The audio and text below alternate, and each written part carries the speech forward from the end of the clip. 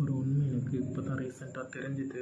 என்னோடய சொந்தக்கார பையன் சேலத்தில் ரமேஷ்னு ஒருத்தன் இந்த கரூர் சம்பவத்தன்னைக்கு அந்த இடத்துல இருந்திருக்கான். அதாவது அந்த குறிப்பிட்ட நெருக்கடி டைமில் ஒவ்வொரு அவங்க கூலிப்படை ஆட்கள் மாதிரி வச்சு ஒவ்வொரு செட் ஆஃப் பீப்புளாக 15 பேரை 20 பேரை அப்படி அனுப்பி கலவரம் ஏற்படுத்த திட்டம் போட்டிருக்காங்க. வேணுக்குன்னே இவன் கண்ணு முன்னாடியே ஒரு சின்ன குழந்தைய மிதித்து சாகடிக்கப்பட்டிருக்காங்க. இவன் அதிர்ச்சியாகி இவனும் இவன் ஃப்ரெண்டு பாலாஜியும் அந்த ஆட்கள்கிட்ட வந்து யாரா நீங்கள் எங்கே இருக்கிட்ட வந்திருக்கீங்க, என்னடா பண்ணிட்டுருக்குன்னு கேட்டிருக்காங்க. அவனுக்கு கத்தியை காட்டி இவங்களை திரும்ப குத்து போயிருக்காங்க. இவங்க 2 பேரும் தப்பிச்சதே பெரிய விஷயந்தானா. இவங்க 2 பேரும் எப்படியோ தப்பிச்சு போயிட்டாங்க, தான் உயிரை காப்பாற்றினா போதும்னு.